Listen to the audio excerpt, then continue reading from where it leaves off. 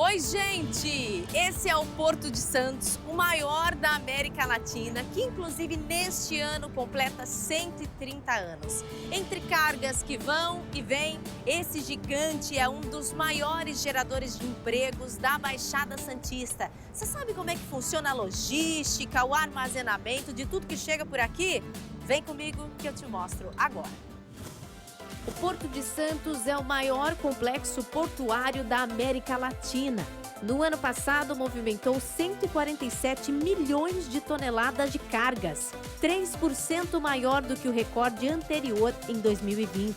Possui 7 milhões e 800 mil metros quadrados de área útil, com 55 terminais marítimos e retos portuários, 16 quilômetros de cais acostáveis, 60 berços de atração de navios, 41 arrendamentos. Ganhou uma recente expansão da área seca que chega a 15,5 quilômetros quadrados. É a porta de entrada e saída de diversos produtos do país inteiro. Um gigante com dimensões astronômicas, gerando mais de 40 mil empregos e que depende de uma logística muito bem elaborada. A gente sabe que o porto representa cerca de 30% da balança comercial brasileira. O que isso pode ser revertido e de que maneira isso faz diferença para quem mora aqui? Saber disso, da importância do porto estando ao lado dele. Esse talvez seja um dos aspectos mais importantes que a gente tenha e precise cada vez mais estar melhorando, que é a relação porto-cidade. O cidadão tem que entender que o porto ele é fundamental não só para a sustentabilidade brasileira, mas para a sustentabilidade do município. O município, basicamente, hoje, a grande parte da sua arrecadação vem da área portuária.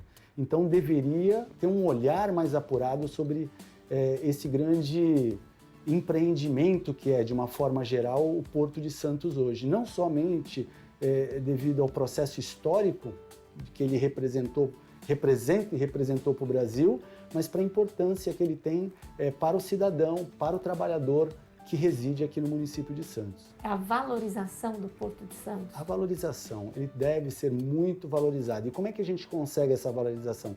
Justamente melhorando essa relação porto-cidade.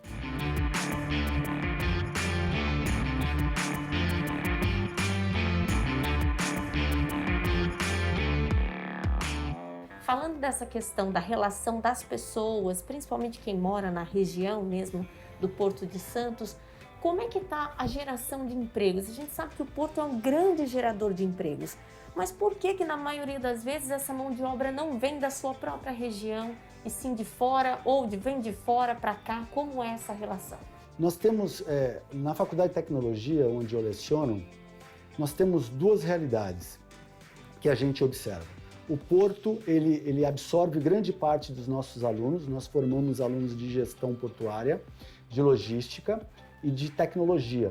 O que a gente observa muito? Qual é a dificuldade ainda do nosso aluno ou do aluno de gestão portuária aqui na Baixada?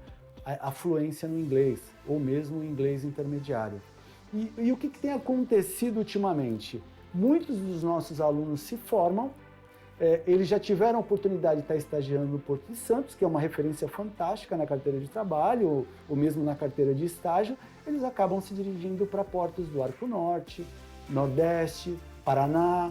Eles vão para portos onde ainda há uma necessidade ainda maior de mão de obra.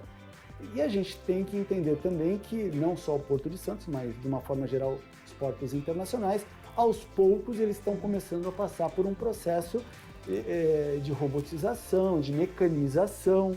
Então isso requer também uma mão de obra um pouquinho mais qualificada, um pouco mais tecnológica, que ainda não temos algumas formações dessa aqui na Baixada Santista. Então às vezes é necessário trazer alguém de fora para poder dar continuidade.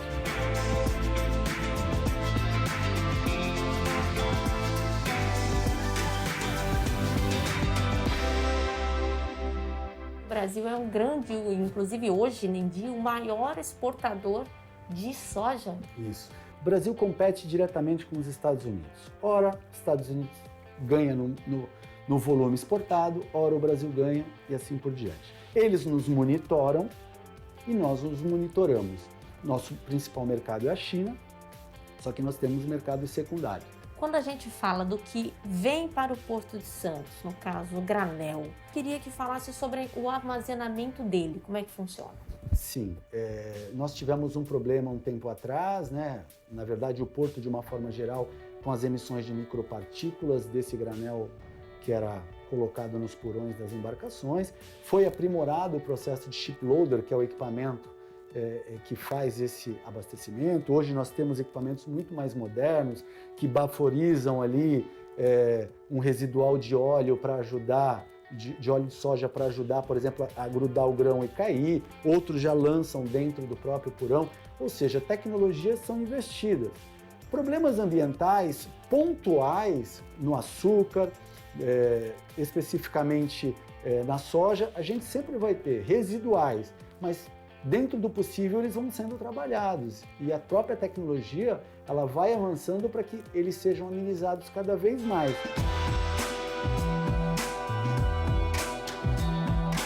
O Porto de Santos, sem dúvida nenhuma, ele é uma joia que transcende gerações. Eu tive meu vô estivador no Porto, como um dos primeiros, né?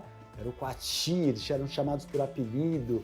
Né? E você vê esse desenvolvimento, as minhas filhas vão ver esse desenvolvimento, os filhos dela, por quê? Porque ele vai se eternizar.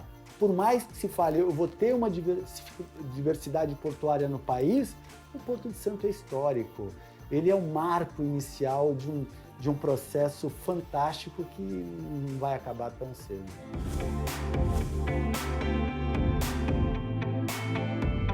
E no próximo bloco eu converso com o prático mais experiente do Porto de Santos. A gente vai falar também sobre o futuro do complexo e o seu processo de desestatização. É daqui a pouquinho, hein? Eu volto já.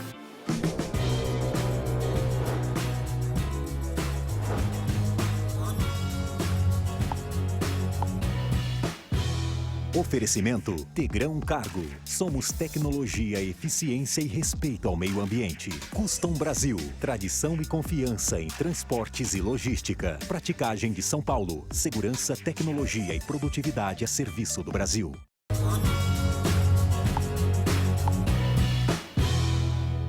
O Porto de Santos representa 30% da balança comercial brasileira. Isso representa mais de 67% do PIB do país.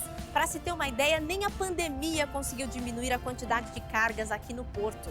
Só no ano passado, milhões de toneladas passaram por aqui. O Porto de Santos recebe diversos tipos de produtos e navios do mundo inteiro. Para recepcioná-los e conduzi-los até a atracagem, é necessário profissionais e técnicos altamente qualificados, chamados de práticos, que manobram com maestria a entrada e saída desses enormes navios e que cada detalhe importa para que não haja nenhum acidente. Eu queria que o senhor começasse contando sobre a profissão, né? O que faz um prático? Muita gente tem curiosidade em saber como é que funciona e a importância da profissão. O prático é um técnico especialista, diplomado em cada um dos seus próprios países, com o propósito específico de conduzir o navio, que sempre é grande, em águas restritas, rasas e confusas, que é o ambiente interno dos portos em geral no mundo. Então o prático, ele sabe onde é raso, onde é fundo, onde tem pedra, onde a correnteza corre transversal ao canal.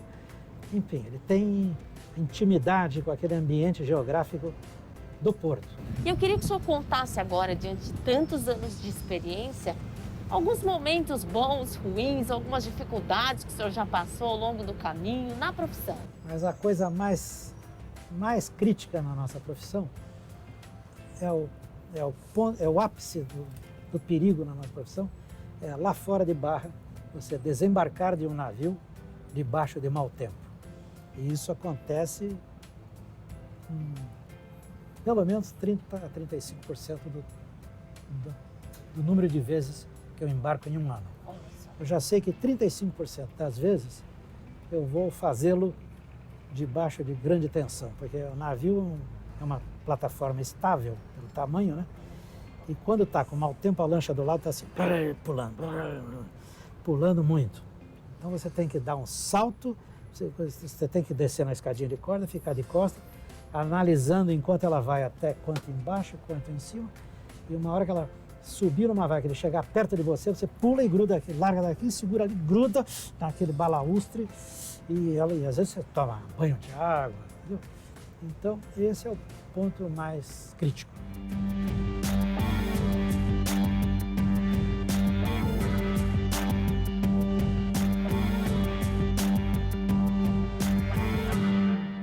Como é que foi trabalhar na pandemia? Muita preocupação, porque os primeiros casos ali, o primeiro contato é o prático, né, com o navio. Contato. Nós tivemos que lidar com isso, nos adaptar, né? Criamos o protocolo de paramentar o prático com aquela roupa protetiva, que vai desde do pé, mão, luvas, cabeça, é tudo, parece um astronauta, ele vai completamente protegido. E aí você não tem como contrair a doença e tem que encarar. Então, sempre tem um contato prévio com os comandantes dos navios e esse contato é gravado na praticagem. A praticagem pergunta, comandante, o senhor tem algum caso de Covid a bordo ou de suspeita, ao menos? Ele responde sim ou não. Então agora o protocolo é esse, o comandante tem liberdade de dizer, eu tenho aqui 2 marinheiros que eu estou desconfiado, não tenho certeza porque eu não sou médico. Chega a bordo, faz a manobra, quando o navio atraca, aí vem a Anvisa, vem as autoridades sanitárias e verificam tudo. Então, não foi tão difícil quanto isso.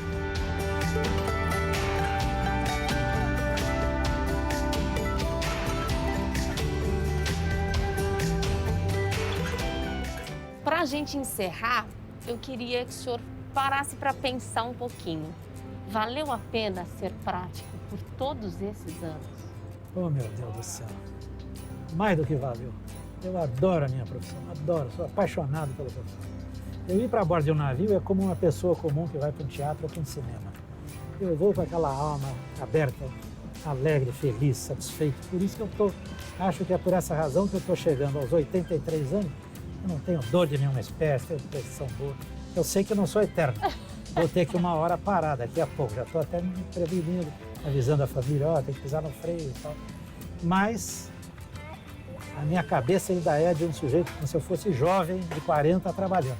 E tanto que eu gosto da minha atividade. Acho que tem glamour, tem charme, tem que ter muita prudência, muita responsabilidade.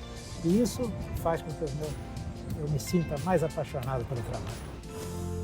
Uma das metas do Ministério da Infraestrutura é realizar a privatização até o fim de 2022, para que o Porto de Santos possa garantir mais funcionalidade e alcançar mais recordes.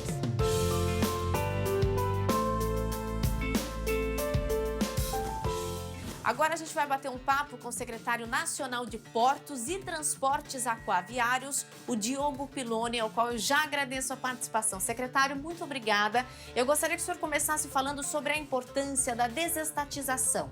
O que já foi feito em relação ao porto e o que nós podemos esperar para até o fim desse ano? A gente fez a consulta pública, né? Abrimos a consulta pública, teremos a primeira audiência presencial, estaremos em Santos. Dia 10, né, agora, de fevereiro, teremos uma segunda audiência pública, né? Nossa intenção é, de fato, ter a oportunidade de ouvir a todos, para que a gente possa beneficiar, melhorar o processo e, na sequência, com esses melhoramentos, né, com as sugestões que serão feitas, a gente encaminha o processo para o Tribunal de Contas da União, que é o último passo antes da publicação do edital, que será feito esse ano e tem como o leilão da desestatização do Santos. Secretário, como é que está o planejamento para a exploração da rodovia que passa por dentro do Porto de Santos? Todos esses investimentos são pensados tanto dentro do porto, com a desestatização, com as obras dos terminais, né? E fizemos licitações importantes de terminais que vão atrair muito investimento aí para a movimentação de cargas das embarcações. Precisam, de fato, né? Essa carga precisa ter um fluxo contínuo, um fluxo também eficiente. E nesse cenário é importante, o próprio planejamento do porto indica a necessidade de nós termos uma ferrovia interna do Porto de Santos bem capacitada, com a redução dos conflitos entre o ferroviário e o rodoviário, com a nova feira ferroviária na margem direita, tudo isso para gerar realmente a possibilidade de dar o crescimento que o Porto de Santos está vocacionado a ter no horizonte aí de médio e longo prazo. Pois é, e nesse ano o Porto de Santos, o maior da América Latina, completa 130 anos. Isso não é para qualquer um, né, secretária? É muito importante a gente poder falar disso e também de futuro. O que a gente pode esperar do maior porto que, inclusive, até mesmo na pandemia, continuou batendo recordes? Eu acho que esse é o momento mais oportuno para comemorar o aniversário desse gigante, que é o Porto de Santos, comemora 130 anos, é o principal ativo portuário do país e será por muitos e muitos anos. E é um momento oportuno porque tem muita coisa importante, relevante e estrutural sendo feita no Porto.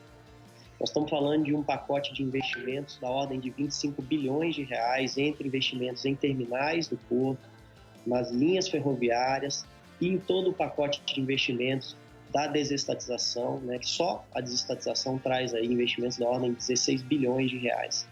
Isso gera emprego, gera oportunidades para as pessoas. Não se faz operação portuária sem termos pessoas capacitadas, né, e a gente está olhando geração de emprego, estamos olhando a questão ambiental, estamos olhando a relação do porto com a cidade e com seus munícipes. Isso não pode deixar de ser observado com toda a atenção.